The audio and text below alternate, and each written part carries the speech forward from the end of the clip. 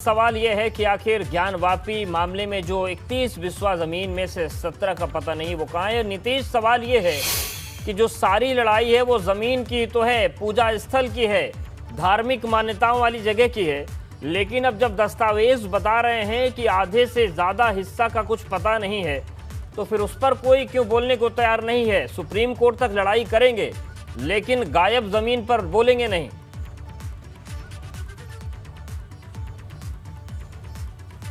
नीतीश तक शायद हमारी आवाज नहीं जा रही। यही सवाल मेरा मोइन आपसे भी है कि सारी लड़ाई तो जमीन की है, पूजा स्थल की है, धार्मिक स्थल की है, लड़ेंगे सुप्रीम कोर्ट तक, लेकिन अगर जो हिस्सा गायब है, जिस पर गोलमोल मामला दिख रहा है, उस पर कोई बोलने को तैयार क्यों नहीं है।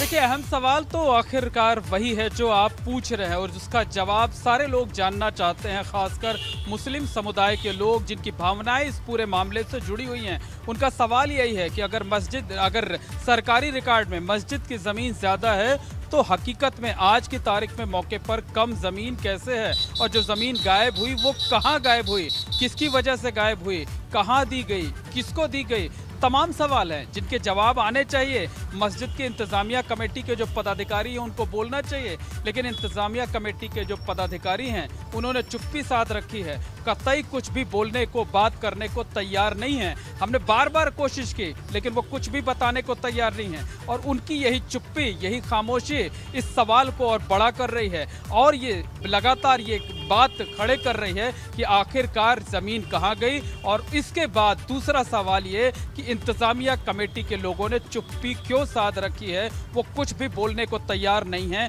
अगर ज़मीन कहीं दी गई है, किसी को दी गई है, कुछ भी किया गया है तो वो बात उन्हें बताना चाहिए। हर कोई ये जानना चाहता है, और लोगों का तो साफ तौर पर कहना है, खासकर जो पक्षकार बनने के लिए जिन्होंने अर्जी दी है, जिन्होंने डॉक्यूमेंट्स निकलवाए हुए हैं, मुख्तार अंसारी, उनका तो साफ तौर पर यह कहना है कि अगर हमें जवाब नहीं मिला तो हम इस मामले को अदालत ले जाएंगे, हम मुख्यमंत्री से गुहार लगाएंगे, हम सरकार से गुहार लगाएंगे, और अगर मस्जिद की जमीन में घोटाले का कोई भी मामला सामने आता है, कोई भी बात सामने आती है, तो कमेटी के पदाधिकारियों के खिलाफ FIR भी कराई जाएगी। बिल्कुल, ये एक नया मोड़ है और गंभीर बात तो है। कोई भी, जिस भी व्यक्ति की आस्था यहाँ से जुड़ी है और जिसकी नहीं भी जुड़ी है, वो ये जानना चाहेगा कि आखिर इतनी बड़ी लड़ाई चल रही है लेकिन जो जिम्मेदार लोग हैं ज्ञान वापिस जुड़े हुए, वो गायब हिस्से पर बोलने को तैयार नहीं। नीतीश, क्या माने कि ये एक ऐसा पॉइंट है जहां पर इंतजामिया कमेटी को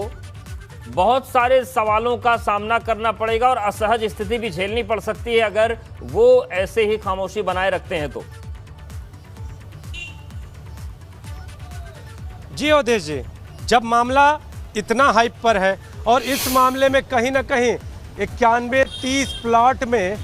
जमीन ही कहा जा रहा है, जिस तरह के साक्ष्य सामने आए हैं उसमें साफ तौर पर यह परिलक्षित होता है कि जो जमीन है वो कहीं ना कहीं लापता है, और उस पर से जो अंजुमन इंतजामिया मसाजिद कमेटी है वो बोलने से मना कर रही है। अगर बात करें तो मस्जिद कमेटी से जुड़े हुए लोग भी इससे बच रहे हैं, तो निश्चित तौर पर इस पूरे मामले में ये समझा जा सकता है कि या तो तथ्य को छुपाने का प्रयास है या तो बात को दबाने का प्रयास है, लेकिन सामने आकर बोलने से चीज़ें स्पष्ट होंगी, स्थितियाँ स्पष्ट होंगी, और इंतज़ार करेंगे, हम सब इंतज़ार करेंगे कि कब SN यासीन, अंजुमन इंतजामिया मसाजिद और इसके साथ ही मौलाना बातिन कब इस मामले पर सामने आकर बोलते हैं। तो अब इंतज़ार तो कर ही रहे हैं, अब देखें कि ये लोग कब सामने आते हैं। स्थिति ये है कि 91-30, जैसा कि मैंने पहले बताया, इसमें जिस तरह के रकबे हैं, रकबों में जो स्थितियां हैं उनमें ज़मीनों की जो अलग अलग फटबंदी है वो अलग अलग हिस्सों के लिए है, लेकिन अब जबकि इन 3 हिस्सों कहा जाता है ना कि अलग अलग जब ये बंटते हैं तो इनमें कहाँ कहाँ कमी आती है, क्या इसका डिटेल अंजुमन इंतजामिया मसाजिद के पास है। हमने जब कई आम लोगों से बातचीत में भी ये सुना कि इस तरह की खबरों का जब जिक्र आया तो लोग कहे कि हो सकता है कि इन जमीनों में भी कहीं ना कोई फेरबदल है। अब ये देखना होगा कि क्या कागज में फेरबदल है या फिर जमीनों में। अब देखने वाली बात होगी कि ये मामला कहां तक जाता है। शुक्रिया नीतीश आपका, और मोइन आपका भी शुक्रिया जानकारी देने के लिए।